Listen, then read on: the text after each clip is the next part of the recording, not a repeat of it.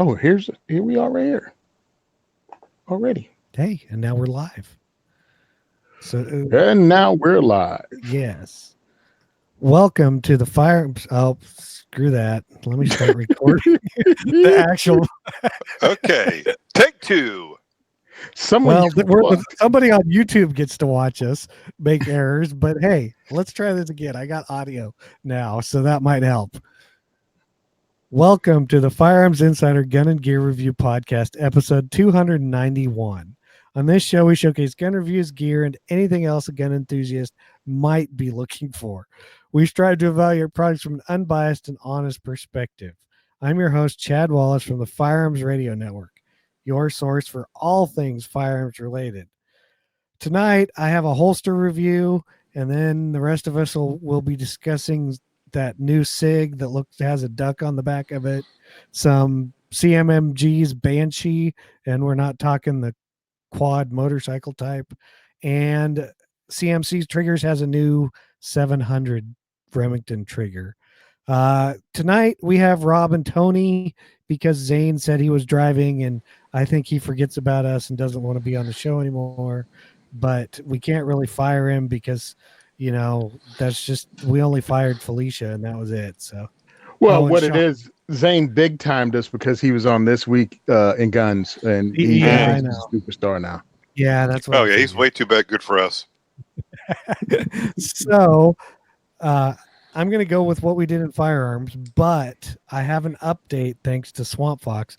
Last week I did the Kingslayer review, and they said they figured out something on it, that there's something, the 4 hours of inactivity is button inactivity. So you can't actually like wear it for 8 hours or more without it turning off. They said, so I fixed the review and I thought I'd tell people.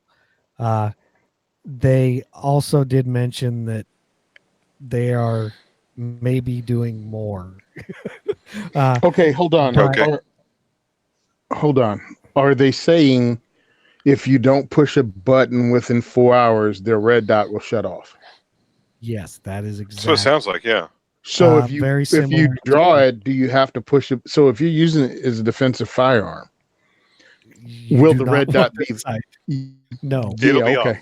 No. So like if I go to sleep right now, it's 9 o'clock Eastern time. At 1 a.m. it turns off. Exactly. So at 1:30, if somebody breaks in the house, you're gonna have to wake up, push the button, and go. Yeah. So essentially, it's a range optic. Yep. And they admit that they were like, yeah, exactly.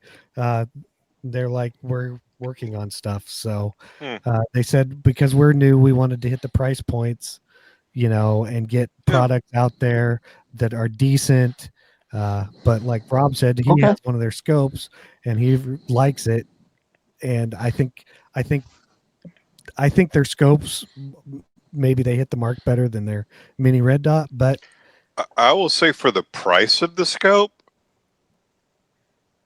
I'm digging it. I just got to get to the range and take some pictures down the glass. Yeah, and that's my opinion, but yeah, I think they did a better job on those than this particular red dot.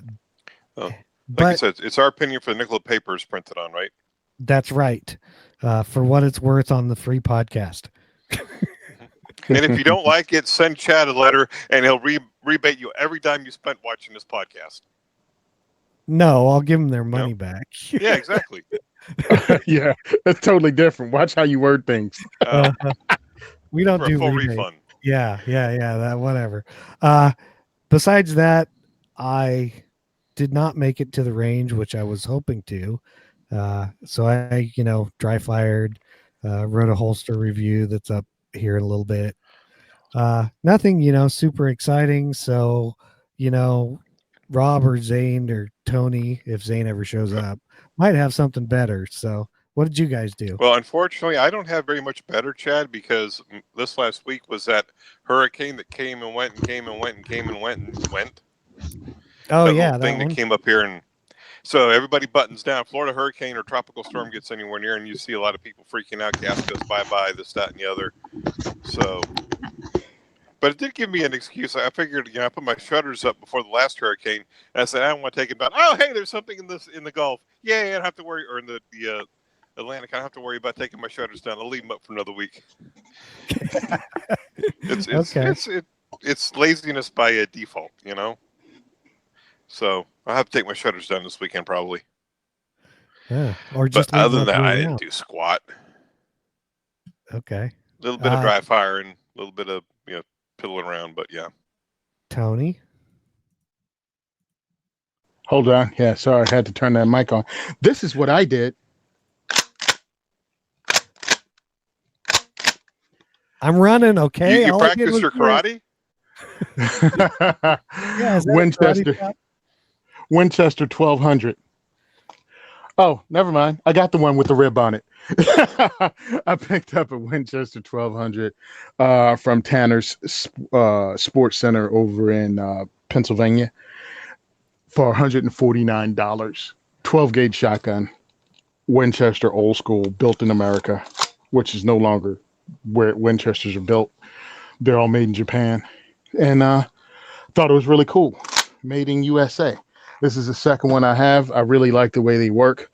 I like how smooth they are and how fast they are, so I picked one up. I also made another purchase, but we'll talk about that later.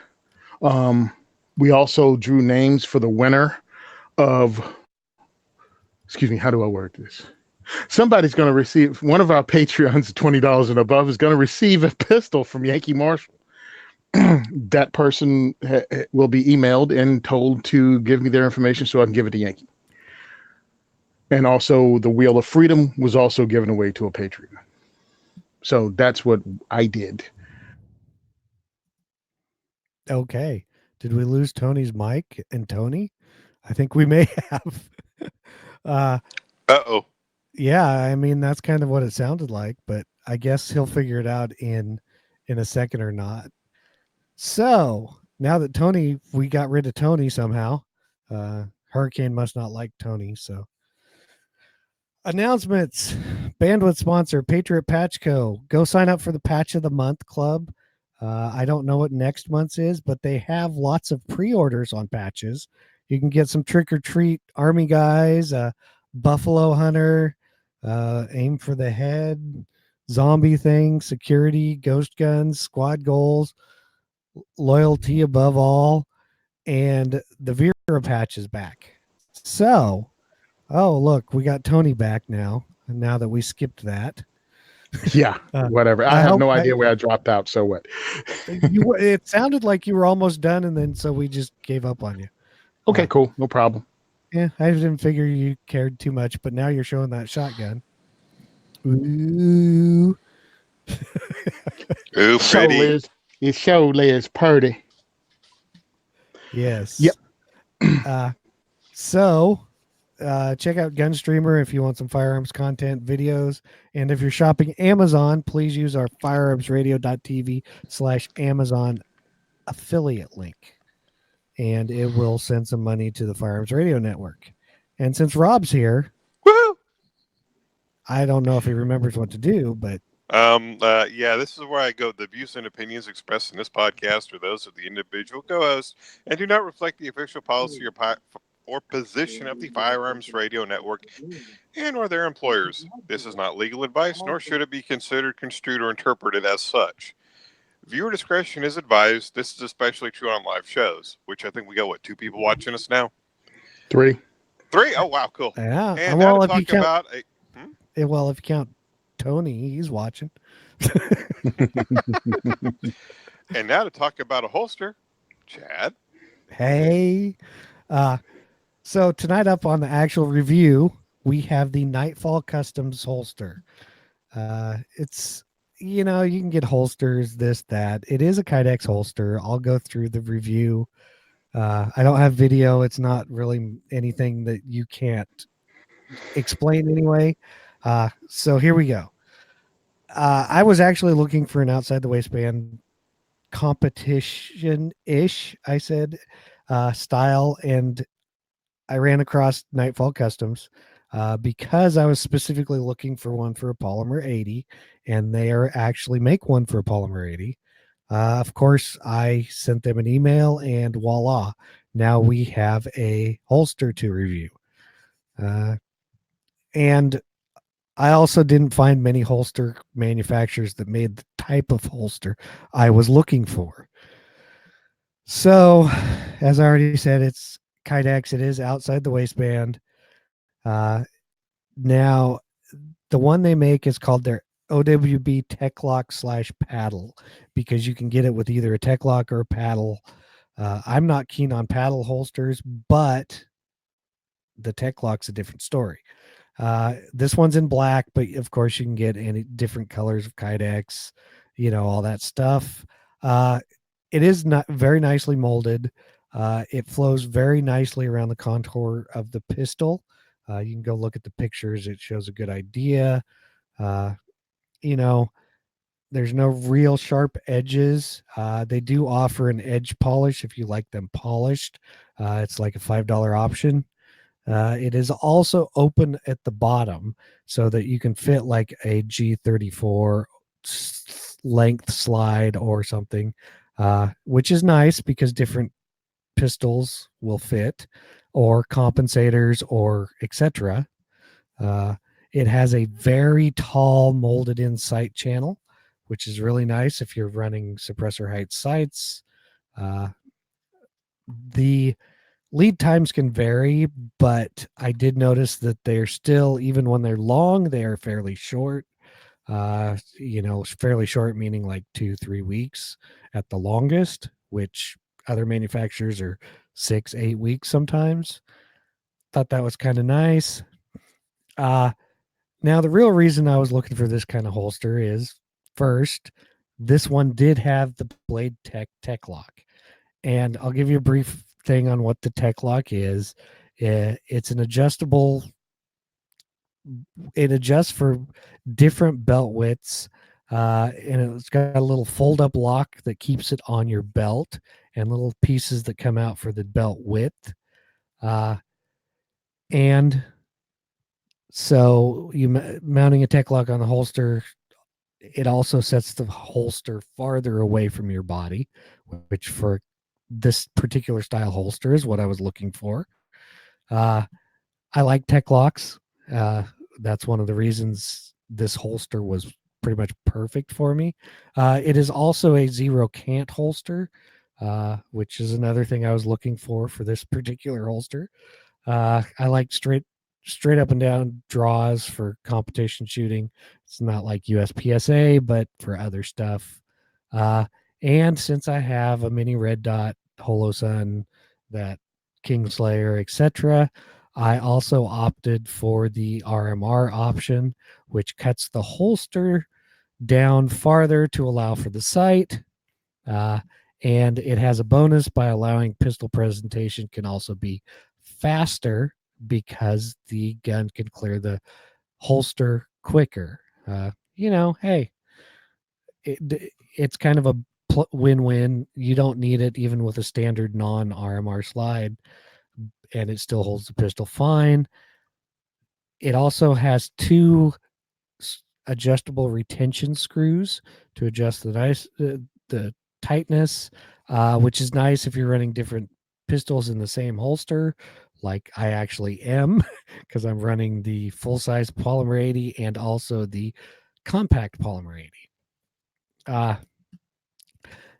Like I said, this particular Nightfall Customs holster is for the Polymer 80 PF 940 V2 with a 17 slide. So basically a full-size Glock 17 size pistol. But like I said before, being its open bottom, I could also run my compact Polymer 80 in it with the compensator, which sticks out a little from the end, or you can run it without the compensator, and then it's just a long holster for the pistol. I would have liked a little more drop to the holster. That's me. The pistol holster combo rides about halfway above and halfway below the belt line. It works fine. I just, personal preference, I would have liked more drop. I really like the function of it. Draws are super smooth, partly because of the adjustable retention. The pistol snaps in and out no matter what retention it's set out, which is a testament to the molding process they use. I've shot a couple steel matches and some other match with it. And during all of these, I carried the holster combo for, at least 5 hours. It didn't feel uncomfortable. I wasn't worried about the pistol coming in or out if I bumped it up against something, anything like that. I'm also able to get a full grip on the pistol before/during the draw stroke. There's no extra kydex in the way. The holster itself actually is cut upward towards the P80's undercut, which helps a lot too to get a full grip on it. You can probably hear it if I can do this. You can hear it pop in and out, and that's how it does even with not much retention on it. So I'm very pleased with this holster actually. Nightfall makes a bunch of other styles, appendix, inside the waistband, other outside the waistbands, stuff like that. I'd go check them out if you're looking for these, especially for like a polymer 80 or maybe a Gray Ghost Precision or something to that effect. Prices are on par with about everybody else, and the quality's top notch. So the 8 key points, claim to fame, it's an outside the waistband holster with tech lock mounting. The target market is, competition shooters, tactical carriers, anybody that wants this kind of style of holster. The features and benefits, it is kydex. It does have the tech lock.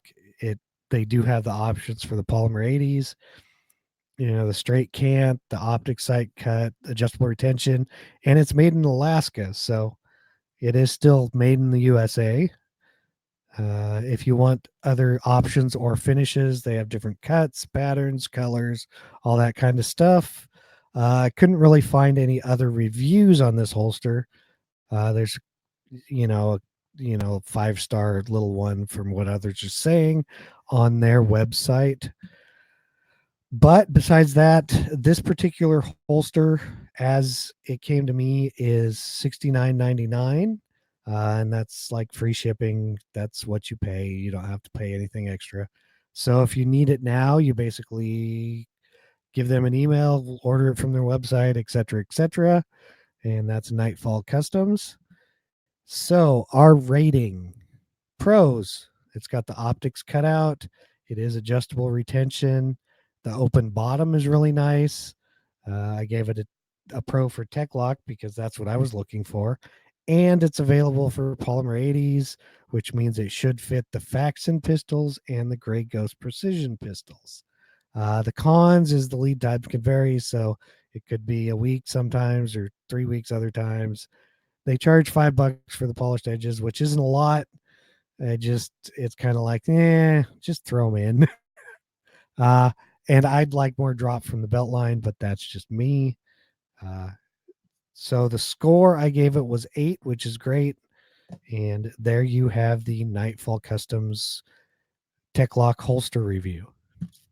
And I see Zane's here, so he's probably going to trash everything. Nope. Yeah, I was looking at it and I'm like, okay, it looks like just, another cool, holster. But I find it funny they charge extra just to do a good job making the holster.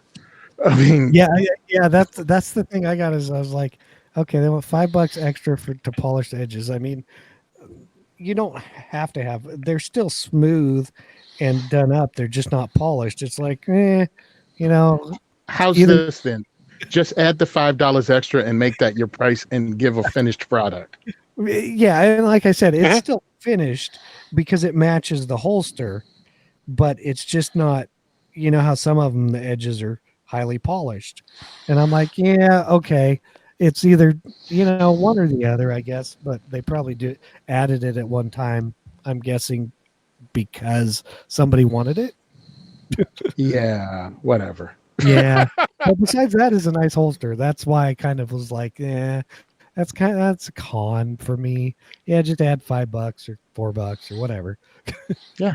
Just Yeah. that's the only one you make. Get over it. Hey, Chad, Yes. you don't see any issues with that? Looks like the belt clip they use pops out, pops in. You don't see any issues with that popping out while you're carrying the gun? No, it's because it's got the tech lock. If it's a Blade Tech lock, you Mhm. have to push. Let me actually turn my camera on for a second, and I can show you. You can, if you see it, there's this little lock here that Mhm. locks in place, but then you have to push on these to get them to open up. Okay, so like if you're And when this is on your belt with the lockup, I mean, you'd have Mhm. to push the lock down, which is really hard to do while it's on your belt. okay, so like if I'm riding my motorcycle with it, it ain't gonna pop out. I highly doubt that the tech lock would Okay. pop out. Now, if you wrecked your motorcycle, it might.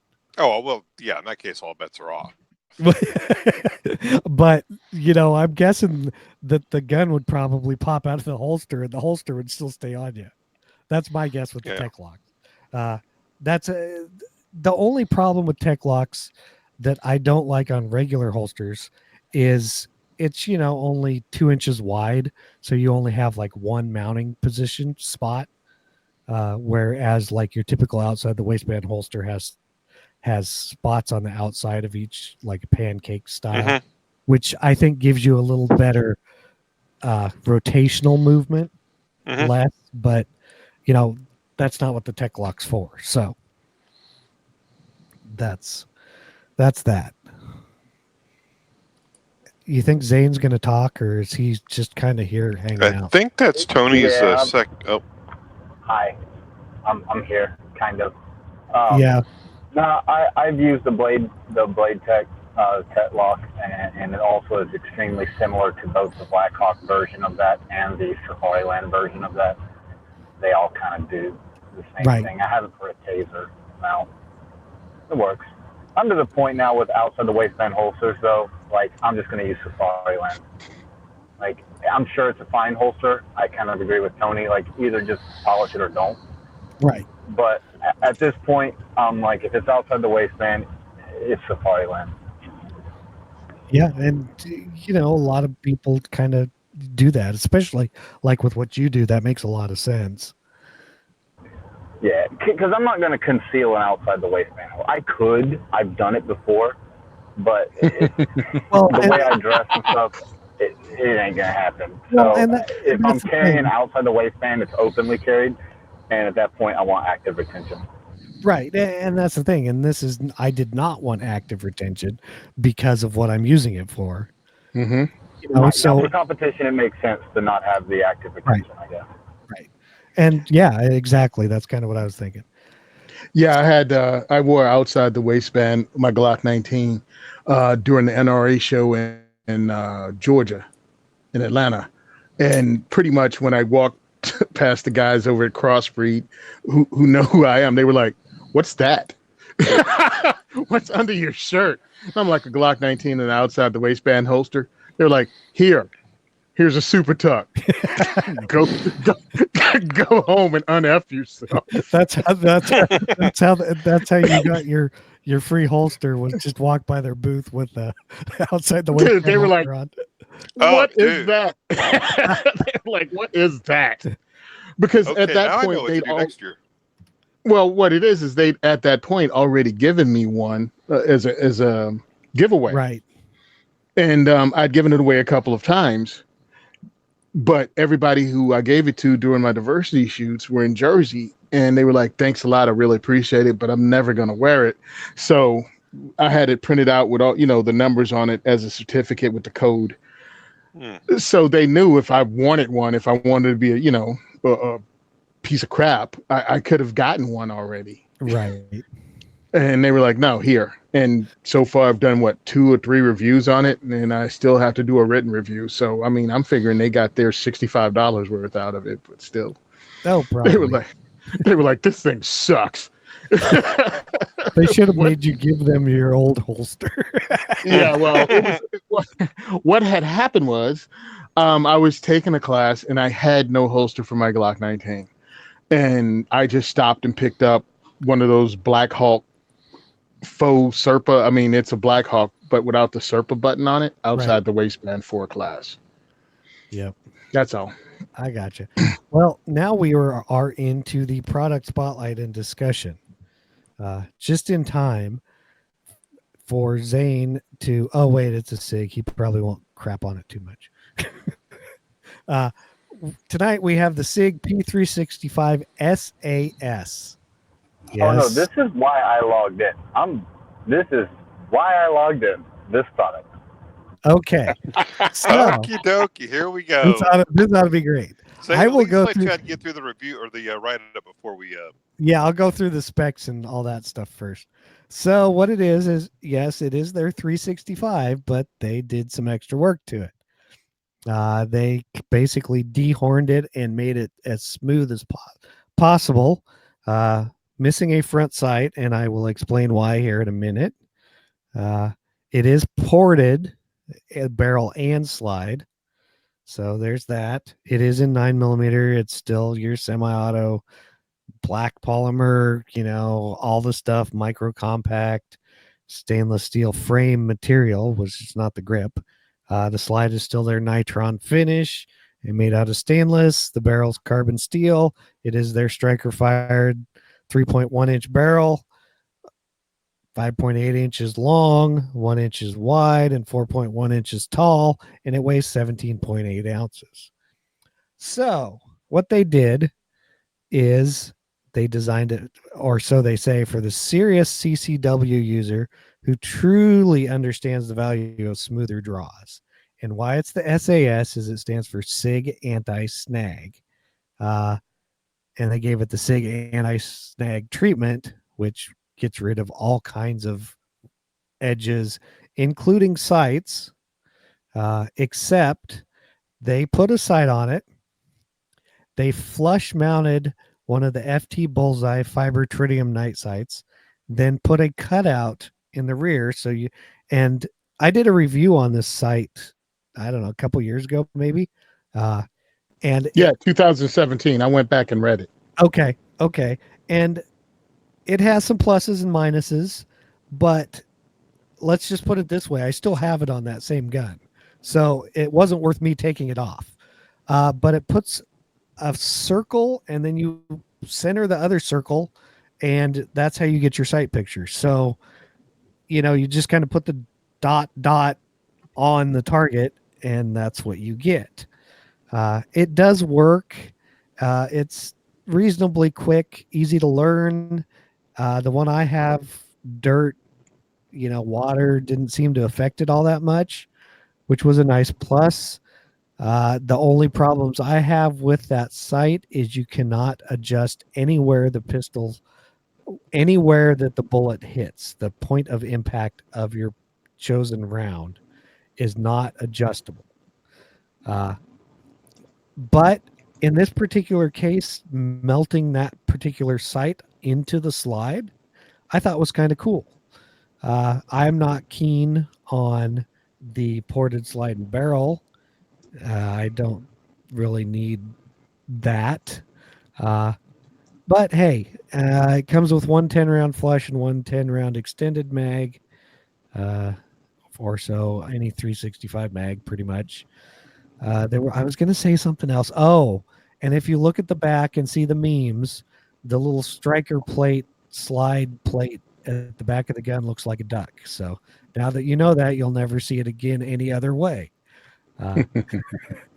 But besides the sight not being able to be adjusted, hey, for like a pocket gun with one of those like very limited pistol trigger cover holsters, this might be a great option, because as we all know, it's small to begin with, but with this you won't have sights to snag on or anything to that effect. So what do you guys think? Well, I think, first of all, I think this gun is a little too big to be a pocket gun for most people. I don't know, maybe it'll fit in Tony's pocket. Heck, you can fit two of them in there. What are you talking about? Yeah. I'm okay with dehorning guns, like if that's your thing. What I don't like is they removed the slide release from it. There's still a slide catch, but you can't release the slide with the button. I'm not a fan of that. Yes. I'm not a fan of the sighting system. I didn't know stuff snagging on SIGs or 365s was a big problem. I know they did that a lot with like 1911s back in the day because there's a lot of sharp edges on them, but I don't get it. I don't get it. All right. Change my mind. Here we go. I'm looking at this SIG 3. All right. Let me explain to some of you young people or people that didn't pay attention to gun mags in the early 90s. Dehorning was a thing. Dehorning was a thing done usually by custom shops, and they charged a premium for it. I think one of the lazy gun writer tropes were it's smooth like a bar of soap was the one they used a lot. Okay, so I've watched a lot of P365 videos, right? I've watched them when they first came out because I checked them out in February of last year before, whenever they first came out. Nice small guns. I've watched everybody's review on it. I watched everybody's review on the XL, the 365. You know what nobody said? I really have a problem with it snagging when I pull it out. Yeah, exactly. Well, and not. Can I interject here? Yeah, go ahead. Everybody wants squared sights so that if they have to rack a pistol off of something like a desk or a belt or something, well, I'm sorry, but they just got rid of that option.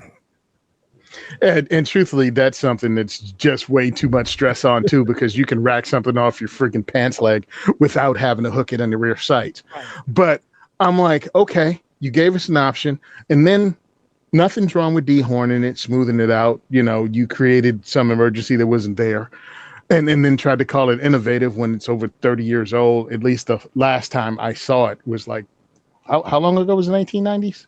20 years ago? 30. Yeah. Well, so depends. Yeah. Are we talking 1999, which was no? We're talking late 80s, early 90s. Okay. Was the 30, last time I saw it be a thing. It's not new. It's innovative only because you use these particular sites. You got rid of the ability to release the slide with your thumb, and then you added something that really, I feel, is not a positive on a concealed carry handgun, especially if you practice firing from retention, and that's porting the barrel. Yeah, I don't know why. I don't know why they ported the barrel either. It's like, okay, if you just cut some of the slide to make it lighter or something, I can understand that. But porting the barrel, yeah, I haven't. They used to do that in the 1990s. Oh, wait. But see, reason they ported the barrel back in the day was because they were using hotter ammo. Usually in competition, that was a thing back then, using hot ammo. Comping the barrel or porting the barrel brought it back down. And then, of course, just because it looked cool and you can charge extra, they started doing on civilian firearms too. But again, if you fire a full power center fire round from retention, high retention, up under, right beside your chest, that porting is going to fly to your face. And this is a very small pistol. So if you do the thumbs forward thing, guess where your fingers are going to be? Burnt. By the porting. I'm just saying. So, I mean, I understand. Cool. Great job, doing something that nobody asked for and then calling it innovative. But the porting is not a thing. And I watched Rand Kleckner talk about how great this was because he liked the sights. You gave the sights a 6.5 in your review of them. Okay. Yeah, it's kind of one of those things. It's like, okay, this is basically a gun with this sight that's been melted into the frame, the slide. Now, all the other 365s, or about $500 brand new that I saw when I was going through things. Right. 5 to 550. I don't see doing this. I don't see it as a problem. I don't see anybody talking about their sights getting hung up on anything. I mean, they're to the point now. Smith & Wesson just put out a shield, M2 with a friggin' red dot. So, I mean, you're telling me you had to sink your rear sights in to make it smooth, and meanwhile, Smith & Wesson's putting a red dot on top of their concealed carry little tiny gun. Right. So, whatever. Yeah. Okay. And because so many people watch the video, I'm going to turn my video back on. Oops. And show you that particular site, how much it doesn't stick up above the slide. Yeah. Wow, that's like really high there, Chad. I know, exactly. So I thought I'd, throw that in too. Well, I guess we're done with the duck gun. So Quack, quack. now we can get into the Yeah, streaming. but they got a picture of a hot girl holding it, like taking it out of her purse or something. Yeah, whatever. Sorry. So what we have now is the CMMG 10 millimeter Banshee. Okay. Here we go. They make a few different models. I just put the base model in here. MSRP is $1299.95. So now that Tony has to get up off the floor from feigning, it is a pistol version. It's a 10 millimeter, basically pistol caliber carbine. They also offer it in SBR models, but how long that takes. It does ship with a 30 round SGM magazine, which it's a Glock compatible 10 millimeter magazine. This particular one is an 8-inch barrel. It's got a SV brake, which I think might be one of theirs. It's blowback. So it does not have a gas port, etc. It's a forged 70-75 upper lower. It comes with their 7-inch M-lock handguard. Pistol grip is their pistol grip, which is basically an A2 pistol grip, which you could get from Tony for free if you really want one. It does only weigh 5 pounds 2 ounces unloaded. It is only 24 inches long, just under 24. It does come with an H3 buffer and a 3.5 ounce tuning weight pre-installed in the carrier. A standard carbine buffer is also included in the box if you want to run light loads. They also say to check out their 8-ounce buffer if that isn't enough or something. So they had to put all that weight in the buffer because it is blowback. It'd be nice if it was like a rotating bolt or something. Then I would personally think that would be a much cooler system in 10 millimeter, and I could see the price then. But hey, they make it. You can, if you like it, you can go get it. I mean, it's not like CMMG puts out garbage. So, I personally wouldn't pay the price for that. But hey, if nothing else, now you know where to get 30 round 10 millimeter Glock mags or Glock style mags. Now we'll see what Tony has to say about this high point killer. Yeah, High Point's in trouble after this one. Woo-hoo. Oh my God. So, all right, let me explain something. These companies send guns out to all of these people. Yeah, the Devil ACOG that freaking Kevin Dixie did was funny on his 10 millimeter. These companies send guns out to YouTube personalities. And then they tell them when they can release their videos. Well, obviously, everybody released a dang video over the weekend. I was sick and tired of seeing this thing in the feed, so I intentionally skipped them all until I saw the show notes that I had to watch these things because Chad was going to have it on the show. You're welcome. So I watched. Yeah. You're yeah. Okay. So I watched these stupid things. I watched IV8888, and he had a problem with it, and he had one of the cases snap off inside the gun, and they had to extract it. Tim had multiple problems, and then he was like, "Oh, you have to change out the buffer system depending on the velocity of the rounds you're using." Talon Sai, he had to change his out.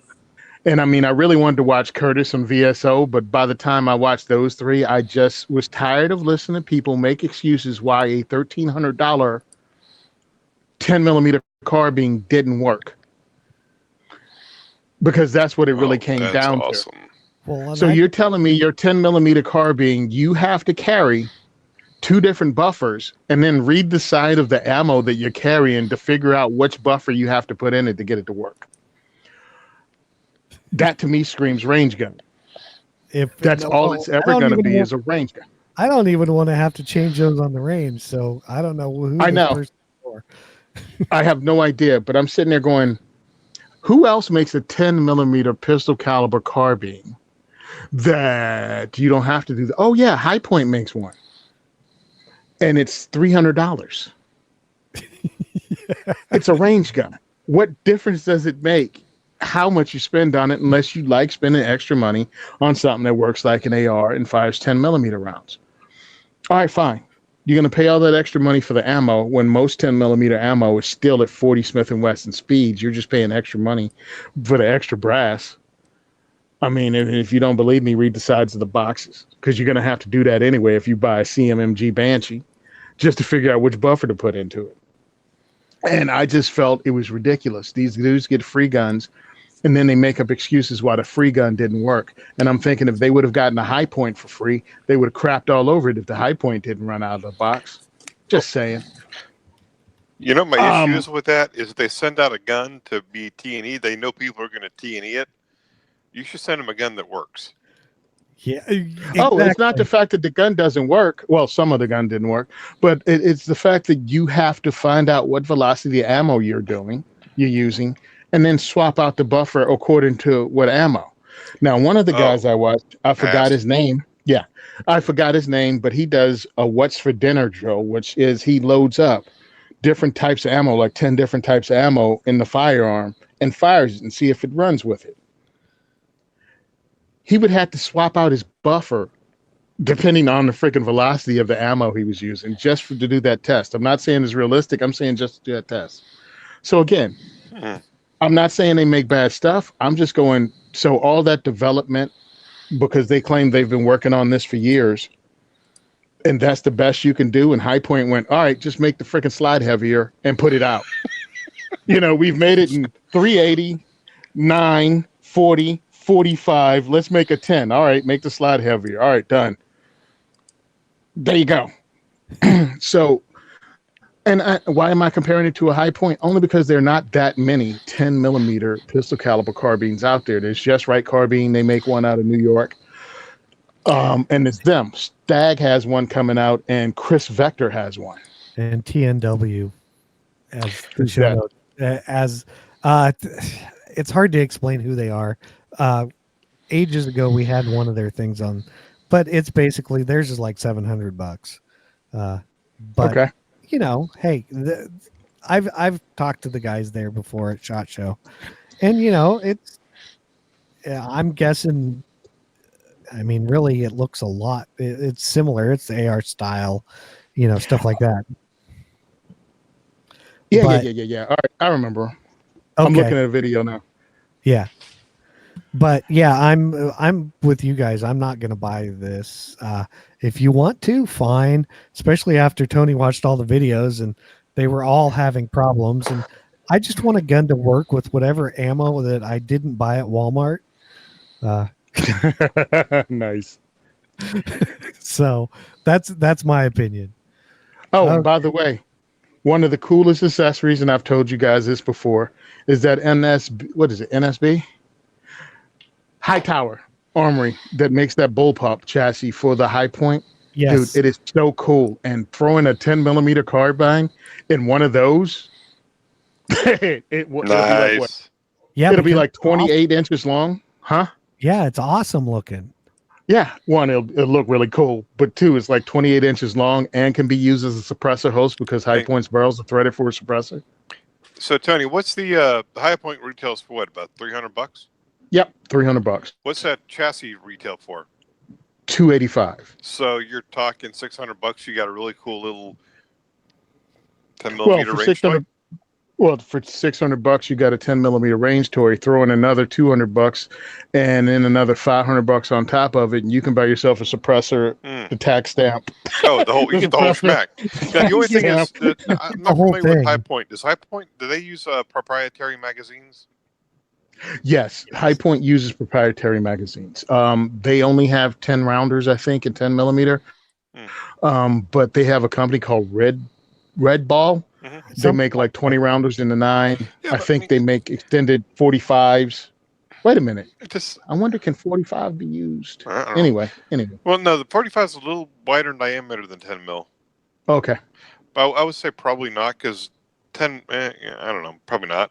But I mean, you're talking a range toy, so what, you buy a couple 10-round magazines, whatever, Oh, yeah. I mean, it's a range toy.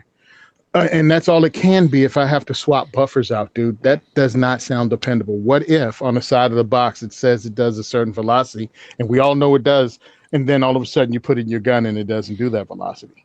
Yeah. And everybody knows that doesn't match up if you have a chrono, or you watch people do chrono tests. You see that the velocity is sometimes as much as 30% off. Oh, but I really think, since Zane isn't here, I think he really likes this and he can't wait to buy one. Wait a second. Now, does he want to buy the High Point or the CMMG? Oh, he wants to buy both. Oh, okay. Okay. Yeah. Hold on. Yep. He texts me. Yep. I want to buy both. I think this is great. I'm only saying that because Zane can't get through. He keeps getting kicked off. Yeah, probably. Poor Zane. But yeah, and he's in the chat. So, yep. Okay. Well, now that we're done with Screaming Banshees, we can go on to CMC has introduced their Remington 700 adjustable ultra precision drop-in trigger. Wow, that's a mouthful. MSRP is $210. That's what she said. Thanks, Tony. So what we have is they're making an adjustable trigger for the Remington 700. You can get it with a curved or their straight trigger shoe, the same style they use on their ARs. Let's see. You can adjust it. Factory preset weight is 2.5 pounds. And you can adjust it from, I think, 8 ounces. Yes, to 3.5 pounds if you would like. The safety mechanisms independent of pull weight adjustment or pre-over travel adjustments. Yes, it's S7 tool steel, tight tolerances, renders fire control system, immobile with the safety issues. And basically it's a drop-in adjustable trigger for those. It's made of, it says 70/70 T6 aluminum and S7 tool steel. It does have CMC's lifetime warranty. And it is kind of a cassette style, but not really, because it's a Remington 700. Basically, it's another Remington 700 trigger on the market, adjustable. If you CMC, their triggers are okay in my opinion. I've never been like, wow, these are the best. Maybe the 700 trigger would prove me wrong, but that's my personal experiences with them. But it's not like they're a bad trigger. I'm sure it's way, way, way better than a stock Remington 700 trigger. And that's probably about all anybody's going to say about that. I doubt Rob or Tony will probably say much. Or nothing. Well, I mean, Wow. Go ahead. I was going to say, I'm familiar with CMC triggers. I've never used any. So I don't have much trigger time behind them, Yeah, I don't either. The only adjustable trigger I have is this one from the company I'm not going to mention because anyway. Because he's not. Yeah. Well, no, yeah. Anyway, but if it's 2.5 pounds of factory weight, right? Yeah, that's what they ship them out as, but it's 8 Yeah. ounces to 3.5 pounds. Whew. As somebody who's shot like target rifles in that crazy range, man, that is amazing. CMC has a great reputation. One of the things that I heard, I've never witnessed this, that if you make the trigger pull too light, sometimes it won't ignite the primer. I have no clue. I'm assuming because of CMC, they know what the heck they're doing, so I'm sure theirs works. Yeah, I'm not questioning that even adjusted at 8 ounces that it's not going to work. Yeah, not at all. Yeah, exactly. So, yeah, I mean, I have really nothing to say. One, because I don't dig Remington 700s, only because I'd have to get one before Freedom Group took it over. You'd have built in the 70s or earlier. Yeah, I know that's not true, but yeah. Yeah, I just wouldn't trust one. And I mean, yeah, you pretty much if and they are Remington 700s are the Glock / AR-15 of the bolt action world. So yeah, you can swap out every freaking part on it and even build one that's not even made by Remington, from the ground up. So yeah, great quality components for a really popular firearm. Got nothing bad to say. And that is one big advantage to their trigger is even though you don't have to have a Remington 700, there's lots of custom actions built on the 700 action. Even though they're made from scratch and not made by Remington, they're still made, and this trigger should work with it. The Remington 700 is a popular action. It's like the Ruger, the 1022. Yeah. Yeah. Everybody copies that. Yes, they do. Well, let's just pay back because Ruger copies everything everyone else does. that was the one thing everybody else could copy that Ruger did. I mean, Ruger just put out a new competition, whatever, that's a straight copy of the Magnum Research version of the Ruger 1022. Yeah, it's a Ruger 1022 with a bull barrel and a Boyd stock. Mm-hmm. Yep.